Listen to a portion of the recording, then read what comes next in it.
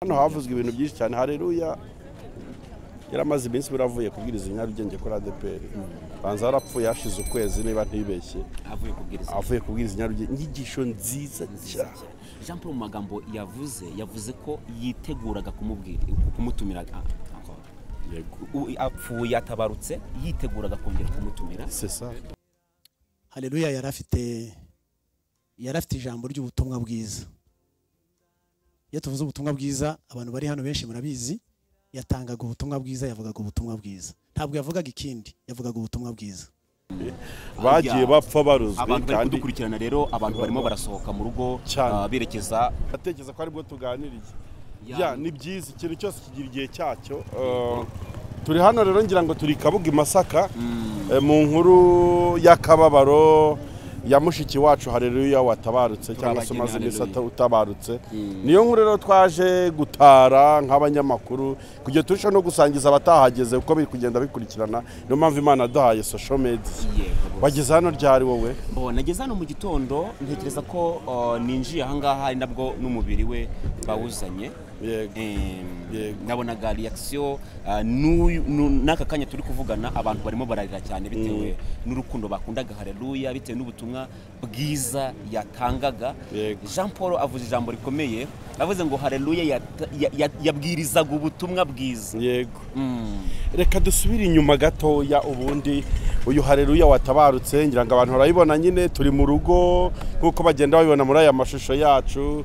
Twaje kumusezera mu rugo, tugiye gukomeza tujya ku rusengero ndakeka kuri ADPR Kabuga kuri paruwase. Ubundi Halleluya uyu watabarutse yari mu ntoki. Halleluya yari umubyeyi, ufite abana ndetse n'umugabo. Yarafite na ministeri yitwa Halleluya Ministries. Yari umukozi w'Imana muri litoro rya ADPR. Ndetse afite umuvandimwe abantu bashobora kuba barabanje kumenya mbere ye twa Today. Nkosore gato umuntu wamaye inkuru bwashize Halleluya kimara gutabaruka mu duhakanya. Umuntu wamaye inkuru bwashize Halleluya agitabaruka twakoranye interview, yamaye amakuru asa naho atuzuye, yaribeshye birumvikana. Yari yavuze ko Halleluya ari mukuru wa Today. Kumbi burya ni muri umunawe. Nuko ari we wabanje gushaka. Mbone umwanya wo kubikosora kuko yatambutse nabayo makuru. Ikindi yari yavuze ko afite umwana umwe, kumbi ni babiri. Abantu bakurikiye iyo nkuru rukwaje kugira ngo mvuguruza ayo makuru yatanzwe mbere. Vita ntabwo byoroshye. Ntabwo byoroshye, abantu namarira gusa. Urabona uyu n'umuntu wabanaga n'abantu benshi. Je n'umuye kabisa, abavuga butumwa batandukanye. Nabonaga ba Kerofase barore mu gusezera Jean Paul. Na amasura nyine nagiye mbasha kumenya abantu bavuga butumwa na Today. Urabona nyine uyu munsi n'umunsi w'umubabaro. N'umunsi w'umubabaro we, umusaza papa wabo. Ngiye nagiye ngira hano mu minsi yo y'ikiriyo. Amarira yari menshi cyane kandi n'ubu urabona ko abantu bababaye mu by'ukuri. Kwihangana byanze donc noneho Halleluya inkuru ye yatunguye abantu benshi cyane ku buryo bukomeye. Ariko nagiye numva amakuru nsarura mu bantu batandukanye bibaza icyo yazize. Ese cyaba cyarabashe gukomeza gitangazwa? Nkimara kumenya iyi nkuru ko Halleluya yitabye Imana, nagerageje kuvugana na mukuru we Today. Baravuganye, kuvugana ambwira ko Halleluya yaramaze igihe arwaye. Yaramaze igihe arwaye, byumvikane ko ashobora kuba yazize uburwayi. Benshi bavuga uburwayi busanzwe, abandi bakavuga amarozi. Nabyo byanciye mu matwi. Dore ko yarogewe kandi mu itorero mu rusengero. Dore ko abavuga butumwa benshi n'abakozi b'Imana baririmbye amaze iminsi bitaba Imana muri iri torero, abantu bari kubishyira ku itorero. Yego. Isuko byagakwiye kujya ku itorero komuteri, ariko ngo baraboneye ariko si bose. Baraboneye ariko si bose. Mu idini tubyita idini niho bisona neza. Mu idini harimo abagambanyi, harimo abarozi, harimo abicana. Sibyo idini urabizi ko ariyo yishe Yesu. Niba idini ryarishe Yesu, kwica mu Evangélisez kugira ngo birakomeye. Ni ibintu byoroshye cyane, ariko mu gihe twamenya nyirizina ntabwo turi gutangaza ibi bintu nk'ababihamya. Ni suggest ishingiye ku bivugwa. Ntabwo turi gutangaza ibintu ko yarozwe cyangwa iki, ariko uretse ko dufite n'ingero z'abandi barozwe. Bagiye bapfa barozwe. Abantu bari kudukurikirana rero, abantu barimo barasohoka mu rugo berekeza ku rusengero Kabuga ariko ikabuka ni hano hirya gatoya ntabwo ari kure ira ni kwasiteri imaze gutwara abantu ndetse urabona ko n'imodoka itwaye umubiri wa Halleluya. Hano hari abantu benshi cyane, hano hari abantu benshi cyane batandukanye. Uyu muntu yabanaga burya fete attention ikiriyo urupfu rukwereka imbaraga umuntu yari afite n'ubuhamya yari afite. Buriya mu buzima ukwiye kuba utekereza ku buremere bw'inkuru y'urupfu rwawe. Ukwiye kuba utekereza urupfu rwanjye n'impfa hazaba ari abangahe nubwo ntazababona. Ese bazaba bavuga iki kuri uwo munsi? Fete attention buriya ibintu abantu bavuga ku muntu wapfuye nubwo harimo n'abakoreshwa n'amarangamutima ariko ibyinshi aba ari byo. Byinshi aba ari byo kandi ijambo ry'Imana avuga ngo hahirwa abapfapfira mu mwami imirimo yabo ikabaherekeza. Imirimo rero niyo abantu barata banasingiza igihe umuntu yapfuye. Hano havuzwe ibintu byinshi cyane. Halleluya yaramaze iminsi biravuye kubwiriza Nyarugenge kuri ADPR. Banze arapfuye yashize ukwezi niba ntibeshye avuye kubwiriza Nyarugenge. Inyigisho nziza cyane. Jean Paul mu magambo yavuze ko yiteguraga kumutumira apfuye atabarutse yiteguraga kongera kumutumira. C'est ça.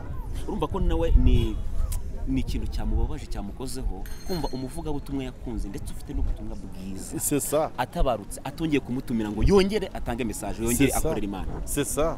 Se wabonye ko Halleluya yari afite na ministeri y'urubyiruko nziza. Nabonye abana b'abakobwa n'abasore batambuka. Halleluya ministry bisona neza cyane. Halleluya ministry abana nyine bababaye babuze mami babo mu mwuka. Babuze umubyeyi. Urumva ni igikomere gikomeye cyane burya umushumba wawe yapfuye wakureze mu buryo bw'umwuka nyine usigarana ikintu cya vide cyane gikomeye. Tuje kugira umugisha tukaza kubona umwe muri iyo ministeri wenda twaza kumubaza cyakora cyaba ari ikintu cyiza yatangiriye n'ukuntu yakoraga kuko abantu batunguye cyane no kubona iyi ministeri yari ubu yusu wo mu babo komera cyane amakuru. Turimo turakora ikiganiro tugeze kuri iyi ministeri ya Halleluya. None tugize amahirwe turakubonye mu kiganiro cyacu uradufasha kumenya iyi Halleluya ministeri uko yakoraga. Wareba muri kamera ntabwo ufite imbaraga zihagije. Mwareka nkaza wenda nka nyuma ho gato numva ngwije imbaraga nkaza kubabwira cyetse wenda mbabwiye muri make wenda muri make niyo bya minota 2 no nitwa Rodrigue yewe ndi vice coordinateur w'iyi ministeri. Uyu nyakwigendera mami nyine Halleluya turabageni niwe wari coordinateur ni nawe wayifonze nyine. So iyi ministeri yabayeho mu ntangiriro za 2020 ubwo ni mu ntangiriro za Covid nanone. So ni amateka maremare ariko muri make aho yize ku ishuri secondaire ya Veka Butare yari afite abana benshi bamwitaga mama. Abo bana rero nyuma y'ubuzima bw'ishuri basa n'abatandukanye Imana iza kumusangira amubwira ngo ikeneye kumenya aho babana bari. Agira igitekerezo rero cyo kubahuriza hamwe. Ntabwo byari byoroshye muri Covid ariko agira igitekerezo cyo kubahuriza hamwe binyuze ku rubuga rwa WhatsApp. Akora urubuga nyine ahurizamo abo bana be bose hanyuma n'abandi benshi batiganye bahuriye muri urwo rubuga rero rwa WhatsApp. Byatangiye ari famille yitwa Halleluya family. Nyuma y'igihe gito abana bahuye muri rusange bahuye amaso ku maso Imana ibabwira ko bakwiye kuba ministry ntabwo bakwiye gukomeza kuba family kuko wari umuryango mugari bari abantu benshi bari bamaze kugera muri 77. Ubwo niyo nkomoko rero ya ministry yayifashaga mu buryo butandukanye. Yari yarashyizeho uburyo bwo gusenga amasengesho ngaruka kwezi iminsi 7 twasengaga buri cyumweru twageraga mu munsi umwe wo gusenga twirije ubusa. So yari ministry ubona ko ifite ahazaza heza kandi yari yaravuzweho n'Imana ariko nyine nagahinda kenshi namarira ku muryango asize. Natwe nka ministry tubuze umubyeyi ariko twizeye ko yagiye heza kandi ko Imana izakomeza intego yari ifite kuri ministry. Reka tubabwire mwihangane iyi nkuru yabagezeho mwayakire gute mwayakiye muri hehe nka ministry yose muri rusange? Urumva ntabwo tuba ahantu hamwe tuba ahantu henshi hatandukanye cyane ko dukora mu buryo bwa online. Buri muntu wese yari ari mu byarimo duhana amakuru byandikwa ku rubuga rwa WhatsApp. Umuntu wese yarababaye mu rwe ruhande. ntago nakubwira ngo twari turaha ahubwo turi ahantu hatandukanye, gusa inkuru yatugezeho nyine babaje gutyo twanga kubyemera kuko hari umuntu ubayeho mu buryo bw'ibitangaza n'ubundi yagiye arokoka impfu nyinshi. Nkanjye nahise numva ko atari byo, nahise numva ko byanze bikunze agomba kuzongera akabaho niyo yaba yapfuye. Mu makuru mwari mufite yaramaze igihe kingana iki arwaye? Yaramaze igihe arwaye, byahereye mu kwa kane k'uyu mwaka. Yararwaraga koroherwa, yaje no kubwiriza ku cyigisho yatanze Nyarugenge ejo bundi, bisa nkaho yari ari koroherwa. Burya ntabwo yari muzima neza kuko nibuka bamuhamagaye turi kumwe, mubwira ko atabishobora ariko arambwira ngo Yesu azamushoboza kuko ari uhora amushoboza. Afata umwanzuro aragenda ajya kubwiriza. Reka tubabwiye mukomeze kwihangana. Murakoze cyane. Vita nzanye n'undi muhaleluya. Muhaleluya. Komera cyane nicyo cya mbere. Yego murakoze. Ya witwa nde? Nitwa Uwamahoro Aline. Uwamahoro Aline. Yego. Urakoze cyane. Twamenye ko muri Halleluya Ministry, ndabonamo nabyambariye, nakimuze kubona mwambaye no mipira benshi. Ubundi uyu Halleluya watashye kuri wowe niki kuri wowe? Kuri njyewe Halleluya watashye ni umubyeyi, ni inshuti, ni umuvandimwe. Iyi ministeri muyimazemo igihe kingana cyari? Iyi ministeri yatangiye muri 2020 muri corona. Niho nawe wayigiyemo? Nibwo nanjye nayigiyemo. Yego. Natangiranye nayo kugeza na n'ubu. Ubundi bikorwa bibaranga ni ibihe bya buri munsi wenda mu buryo bw'umwuka n'ibikorwa biri sociale? Ibikorwa bituranga bya buri munsi ni ugusenga, gufashanya no gufasha abandi bantu batari muri twebwe, urebye n'ibyo. Inkuru y'urupfu rwa Halleluya wayimenye ryari? Inkuru y'urupfu rwa Halleluya nayimenye muri icyo gitondo nyine cyo kuwa kane, amaze kwitaba Imana nibwo bahise bampamagara. Kuko mbere yaho ho gato ku cyumweru nari namusuye kwa muganga aho yari arwariye. Wari wamusuye umunsi umwe mbere? Oya, namusuye ari ku cyumweru, yapfuye ari kuwa kane. Yego. Yego. Ndashaka ko wenda mu minota mike dufite umbwira nk'ibintu bibiri utazibagirwa kuri Halleluya wifuza ko isi yose yamwigiraho cyangwa abamukurikira by'umwihariko b'urubyiruko. Nawe nyiragura cyari urubyiruko? Yego. Ibintu bibiri navuga kuri Halleluya abantu bose twamwigiraho no kugira urukundo ndetse no kugira ukuri. Niyo magambo abiri yamurangaga kandi yifuzaga ko buri muntu wese w'inshuti ye nawe yagira. Arine turagushimiye cyane kandi ukomere. Ya Vita ntabwo byoroshye. Bihangane kuza muri frame. Urumva rero Vita ntabwo byoroshye mu by'ukuri, urabona esekerize mana byifashe ute nawe araza isateraho ntacyo bitwaye, ntacyo bitwaye. Urumva hari ijambo uyu vice coordinateur yes ambwiye rikomeye, arambwiye ngo bamuhamagara Nyarugenge ngaje gutanga ubutumwa, bari kumwe. Hanyuma uyu vice president bitewe n'ukuntu yabonaga Halleluya ameze, aravuga ngo ntabwo yabishobora, ntabwo yaresista iyi minota y'umubwiriza butumwa n'imbaraga akoresha bitewe n'ukuntu ameze. Hanyuma Halleluya yamubwira ngo ntabwo ari nge wishoboza, shobozwa na Kristo. Ati singe wishoboza nzagenda njye gutanga ubutumwa. Tidushozwa na Kristo duha imbaraga. Njye hari ikintu narumaritse. Halleluya afite ikuntu yabanaga n'urubyiruko. Yego. Kuko ndi kunyuza amaso yanjye mu bantu bari hano, habana urubyiruko rwiganjemo cyane. Abenshi n'urubyiruko. Ni ukuri kose. Kandi koko no mu nyigisho n'amahugurwa yagiye agerageza gutanga, wumvaga yibasira inyigisho z'urubyiruko. Bibiliya nivuga mu mubwiriza ngo ujye wibuka umuremyi mu minsi y'ubusore bwawe, iminsi mibi itaraza. Kandi mu by'ukuri wenda ntekereza ko tutaza gutinda hano cyane, tugiye gukomeza tujya ku rusengero kuko turi gukurikirana abantu uko biri kugenda. Ariko twareba nk'ubutumwa twagarukaho bujyanye n'uyu munsi. Icyo nzi cyo nuko umuntu wese azapfa. Ubu ukomeye, ubu ufite icyubahiro, ubu utsikamira abandi. Umuntu wese azapfa. Ni ukuri. Dufite umukoro rero, dufite umukoro kubw'uyu munsi. James na Daniela baririmbye indirimbo ikomera bavuga ngo gukora umukoro utari uwanjye bingana no gutsinda. Ubundi nuko aricyo kinyarwanda bashoboye gushyikira. Niba hari ikintu kibiha no gushaka ko mpinduka vitali ndi Bikem cyane. Nyine birabeshya mu buzima, ntibiryoshye kubyumva, ntibiryoshye no kubireba, kuko icyo gihe uba mu buzima bwo kwizengurukaho gasigara amangana no kuba vitali kandi nkwiye kuba Bikem. Mureke dukora imikoro yacu. Ikindi twibuka ko imirimo izaduherekeza. Inkuru nk'iyo ubundi uretse ko ikiremwa muntu tumeze nk'abantu bafite ikibazo. Ati gute akenshi iyo turi kwibuka abapfuye abantu bitubamo nk'iminsi 2 kuva umuntu wese ashatse ijuru, umuntu wese yakwezwa, umuntu wese yakwirinda mw'uwo munota, bigahita nyuma y'icyumweru yakwigengesera. Ariko n'ukuri buriya Imana nta kintu itadukore ngo ihora ikiza ubugingo bwacu natwereka ibimenyetso. Kubera impfu by'uko turi abageni. Kuko dushobora ko turi gukorana iki kiganiro ndi umugeni twatandukana ati vitali umva ijambo rya nyuma sizavuze ni ikiganiro yakoranye na Bikem. Uri kumva neza n'ukuri inkuru nk'iyi bakristo mutureba bene data muteraniye ahangaha n'abandi bose bari kureba Impemburo TV na Evangélisez le Monde TV. Please ibi bintu by'urupfu ni nka reveye.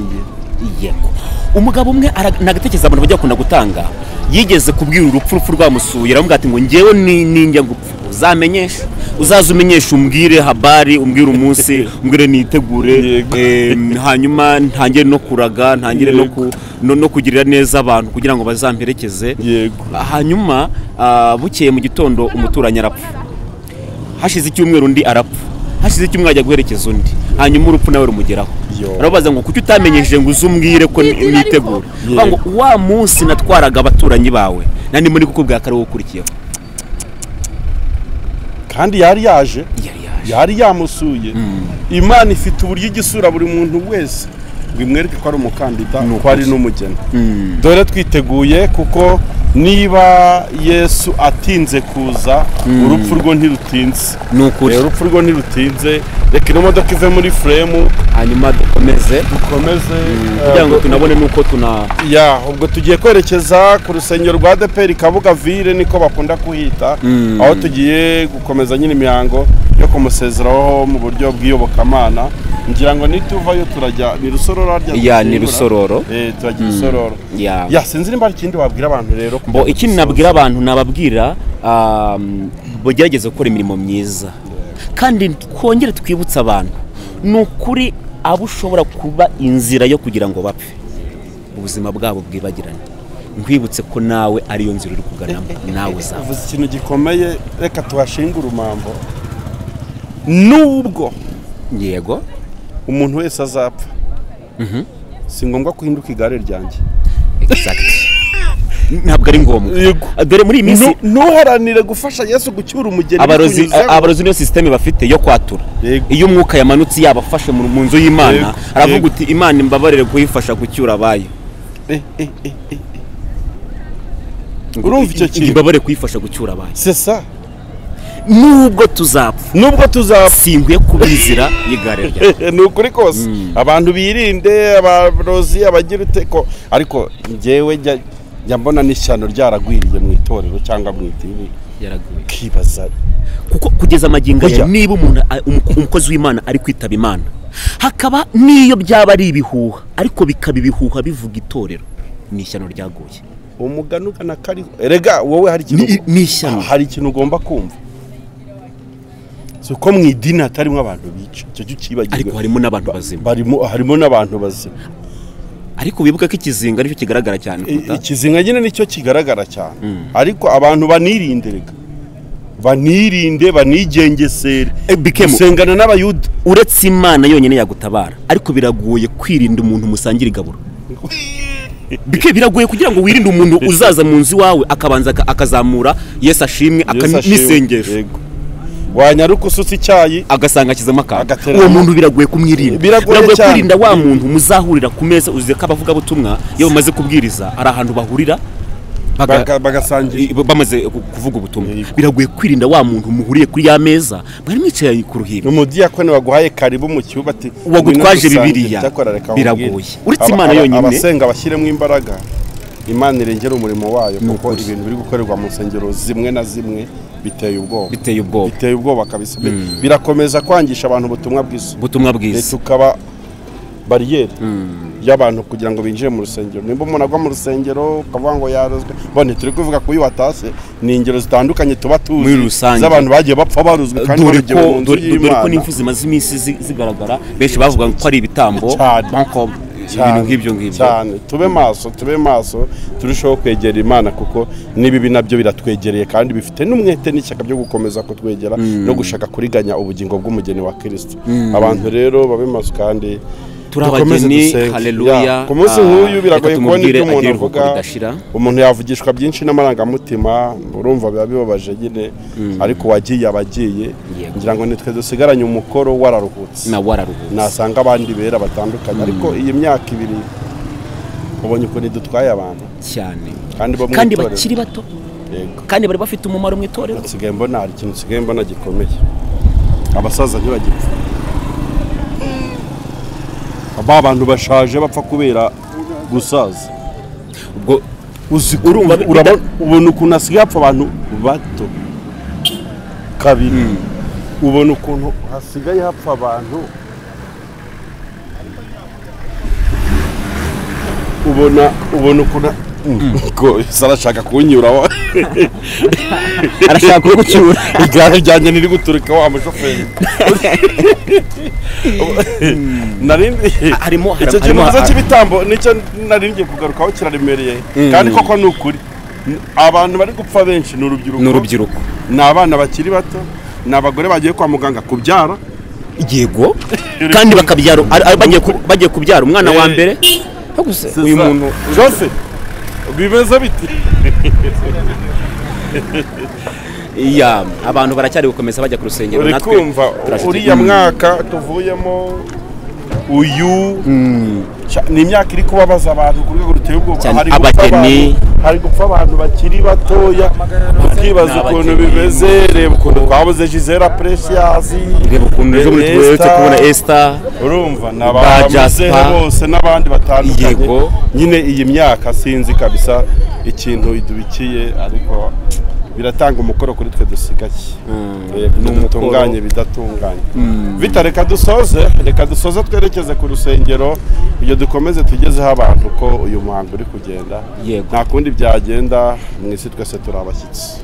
Tunashimire n'abantu tubabwire ko nabo bazapfa nabo rero rwose tubibabwire, kandi kubibabwira dufite kandi burya icyo umuntu natwe turi kubivuga turabagenzi. Icyo umuntu asinziranye ni nacyo akangukana, nusinzirana ubugome ni nabwo uzakangukana. Tugira umwete wo kubana n'abantu bose amahoro n'uwo kwezwa, kuko tutazi umunsi n'iki. Hari abantu ubona birirwa bapfa ubusa kwibaza ejo arabisiga, ejo aragira ute. Reka tubashimire, tunakomeze tunakurikirana n'uyu muhango tubagezaho twerekeza ku rusengero. Yego.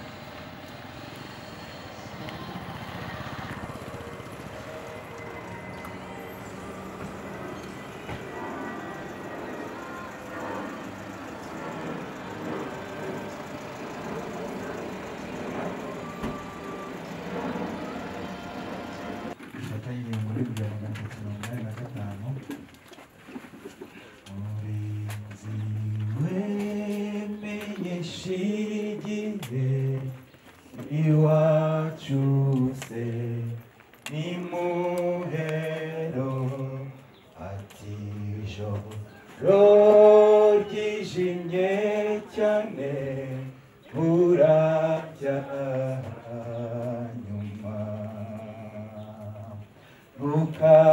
ntukarire ukomeze nturorere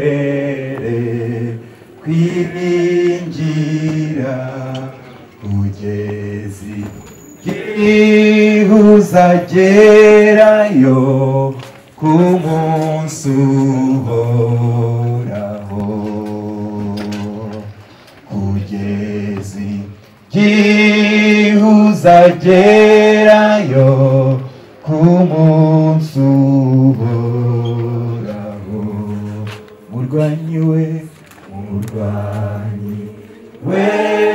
cyo mbwira nawe asubiza itonze ati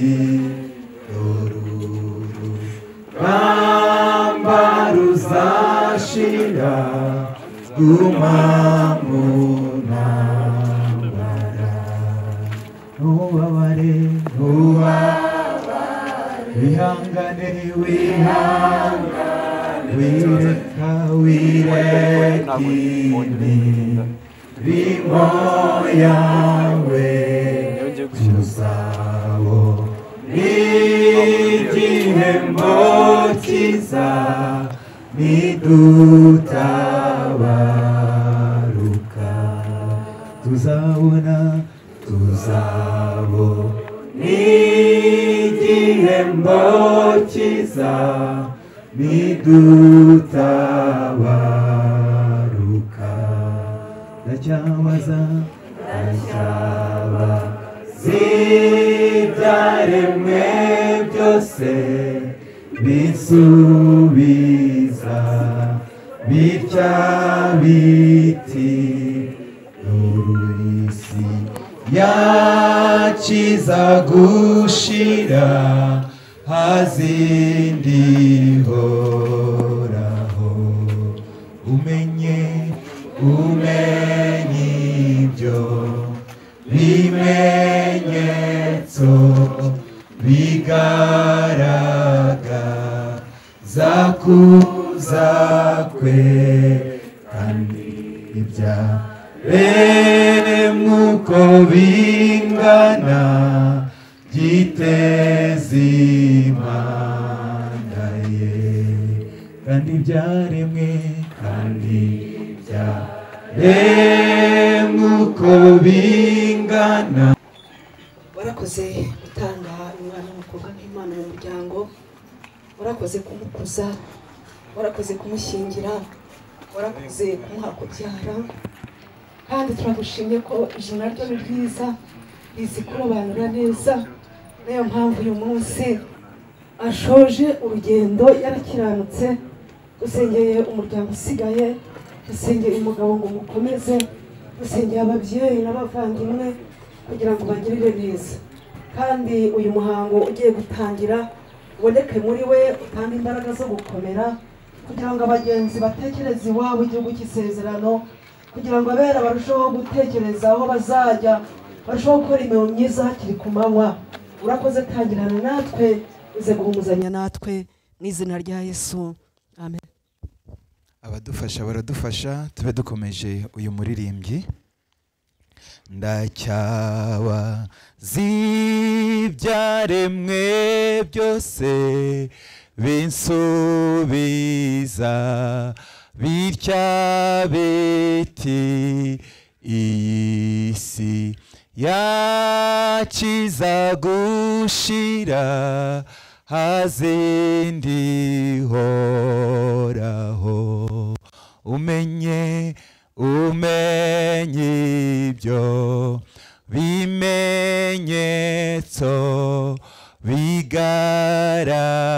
bigaragaza kuza kwe kandi byaremwe uko bingana byiteze impanda ye. Umenye ibyo bimenyetso bigaragaza kuza kwe, kandi byaremwe uko bingana byiteze impanda ye. Twishime mu mitima yacu, kuko imuhira ari hafi. Duhumure tuzaruhuka tutakibabara. Ntukarire tuzabana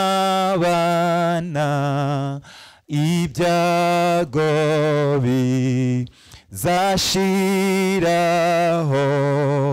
Ntituzabura y'amahoro kwa Yesu mw'ijuru. Ntituzabura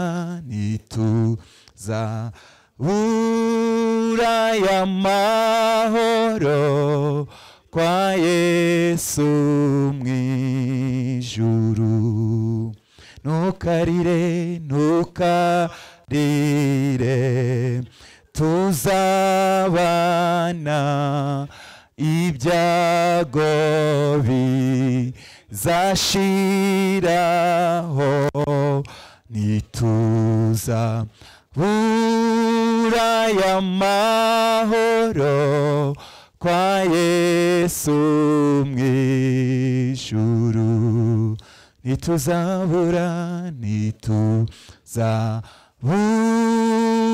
y'amahoro kwa Yesu mw'ijuru.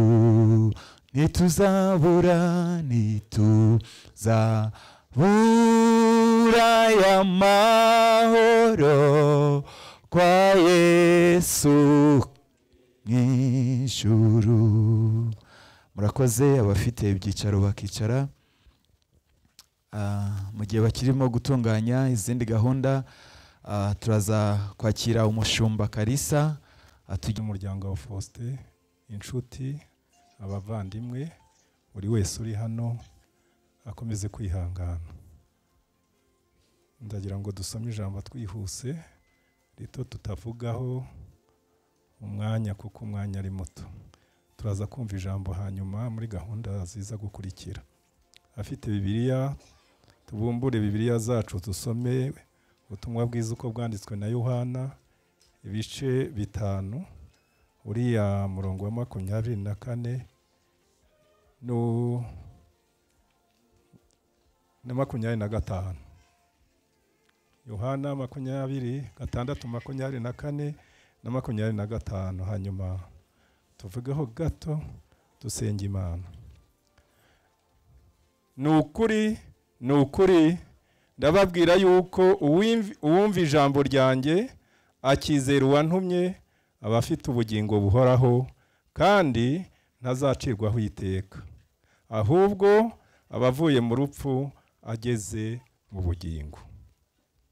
Nukuri ndababwira yuko igihe kije ndetse kirasohoye, ubwo abapfa bumva kandi bazumva ijwi ry'umwana w'Imana, n'abaryumvise bazaba bazima.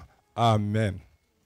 N'uyu murongo ugiye kutuyobora ubwo tugiye gusenga Imana muri kano kanya. Amagambo yanditswe na Yohana ahamya yuko uwumvise iri jambo akizera Yesu watumwe n'Imana aba afite ubugingo, kandi Halleluya yakiriye ijambo araryizera amurikirwa n'umucyo w'iri jambo yakira ubugingo. Ubugingo yakiriye ni ubugingo butamirwa n'urupfu. Ijambo yakiriye ni ijambo rihoraho, rimuhesha ubugingo buhoraho, kimwe n'undi uraha wese waryakira akarikomeza abavuye mu rupfu ageze mu bugingo. Kandi turizera tukanahamya dukurikije uko tumuzi, uko yakiriye iri jambo, uko yaryizeye, uko yaryumviye, uko ryeze imbuto muri we. Turahamya neza duhamanya n'umwuka wera n'abandi bose bamuzi, abari bamuzi, uko yakiriye yahagaze neza.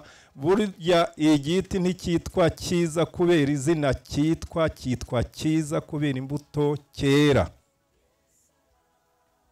Ntavuga ngo ni umukristo, ariko imbuto nizo zimuhamiriza. Ntabwo ari wowe wihamiriza ubu, turahamiriza atakiri no muri twebwe, ariko uyu munsi cyangwa inzira yanyuzemwo, uko yabanye natwe, uko yabanye n'abantu, uko yabanye n'abandi mu itorero n'abandi bo hanze, ndetse turahamya ko imbuto z'iryo jambo za. Hanyuma rero nihuta, ijambo riratubwiye 25 ni ukuri ndababwira yuko asohoye ubwo abapfa bumva kandi bazumva ijwi, kandi abapfa bumva abapfa kandi bazumva ijwi ry'umwana w'Imana, n'abaryumvise bazaba bazima. Imana ishimwe. Abaryumvise, abumvise iryo jambo. Uyu munsi tuzi iminsi amaze yitabye Imana. Uyu tugiye guherekeza umubiri we. Hari umuntu witabye Imana wa munsi asoza urugendo, nkuko twumvise itangazo.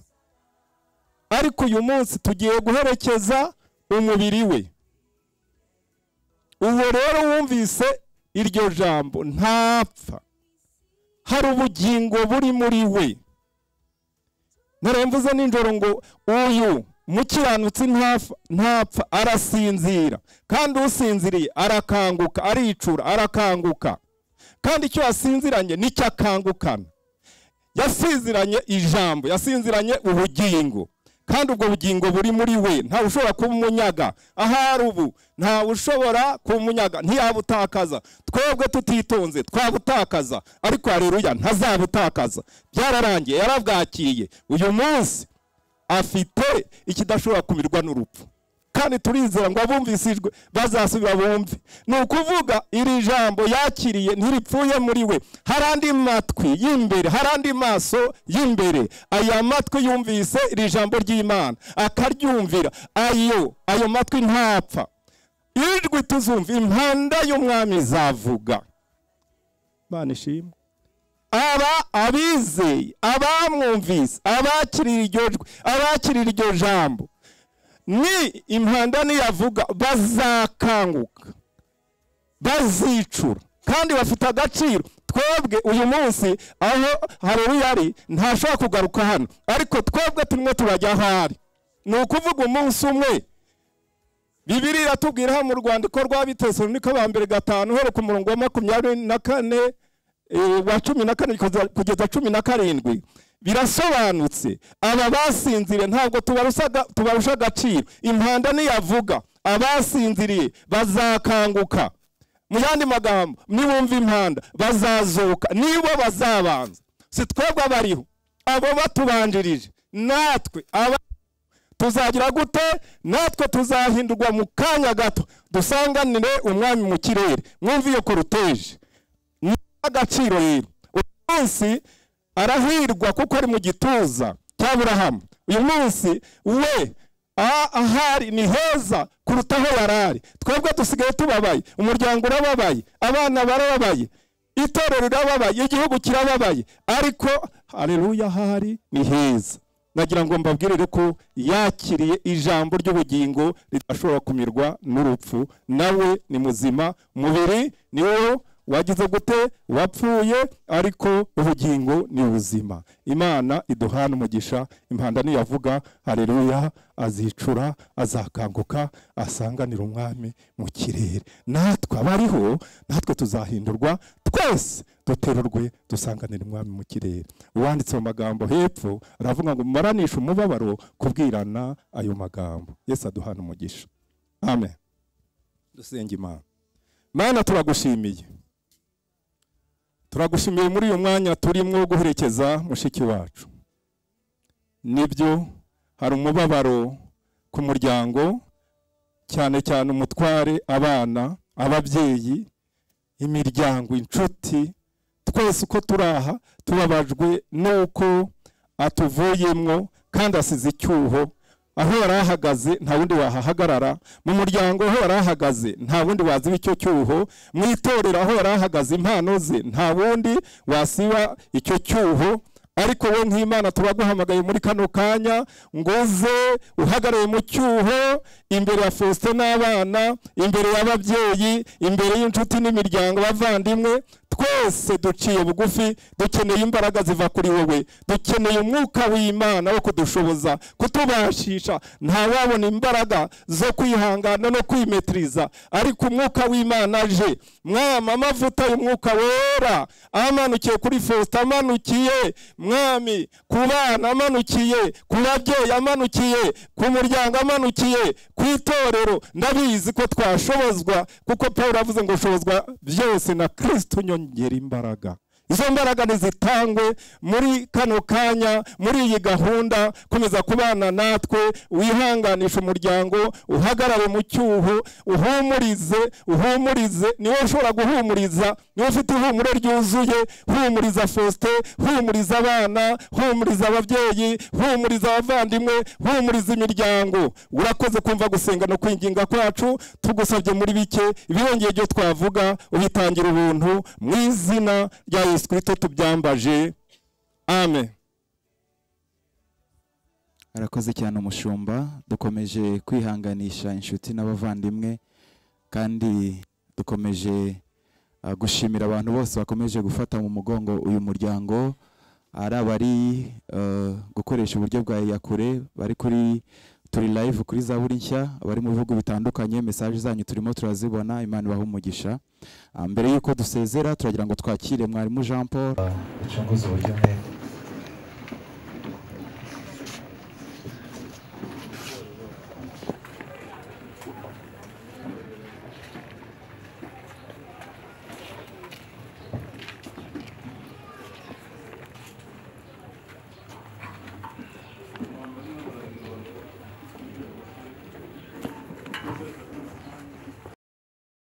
video ze ziheruka, nibyo nkuko yarabivuze.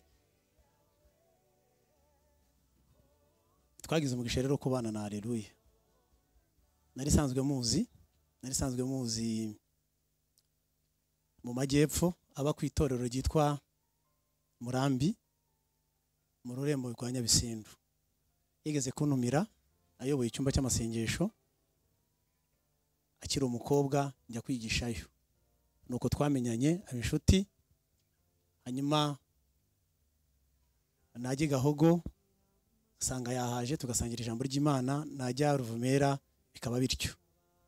Nyuma rero aza gukora ubukwe, dusa nk'ababuranyeho gato kubera inshingano zitandukanye twese twari dufite, ariko cyane nizo yaragiyemo z'urugo zitatumye ahita buhora cyane. Ariko mu minsi ishize tugira umugisha wo kongera kandi guhura, tukajya dusangira noneho ijambo ry'Imana. Mutumira Nyarugenge, akaza kuwa gatatu akatwigisha ijambo ry'Imana. Ndashimira Imana ko Halleluya yari afite ijambo ry'ubutumwa bwiza. Iyo tuvuze ubutumwa bwiza, abantu bari hano benshi murabizi, yatangaga ubutumwa bwiza, yavugaga ubutumwa bwiza. Ntabwo yavugaga ikindi, yavugaga ubutumwa bwiza. Ibyo rero ndabishimira yuko mu gihe cye yabayemo, kandi ndashimira n'Imana yahamagaye Halleluya mu gihe cye akavuga ubutumwa bwiza. Hanyuma yakomeje no kuza muri lunch hour, biba byiza, bituma n'andi matsinda ku itorero ryacu ry'inyarugenge aza no mu bagore nabwo arabigisha, tumugiriraho umugisha. Muri make kugira ngo ntaza kumara umwanya, Halleluya yari umugore w'umuvugabutumwa bwiza kandi yari umukristo. Kubera ko Imana idakora amakosa, kubera ko Imana ikiranuka, yamukunze kuturusha. Numvaga ngiye no kongera kumutumira vuba kubera ubutumwa bwiza yari afite, ariko Yesu amutwaye imbere tutarongera kumutumira. Ariko naruhuke nkuko umushumba yarabivuze, nitwe tukirwana intambara kugira ngo natwe tuzasoze neza. Ariko Halleluya ashoje neza, ariko yari umuvugabutumwa mwiza w'intangarugero. Abavugabutumwa bari hano nanjye ndimo, nidukomeza kumva ama video yiwe, afite byinshi twamwigiraho. Yari umukozi w'Imana wazaga mu butumwa bwiza, yasengeye ubutumwa bwiza. Hari igihe umuntu yigisha ukumva yuko yasengeye ibyo yagiye kwigisha. Yabihaga agaciro, rero tubyigireho. Adusigiye urugero rwiza.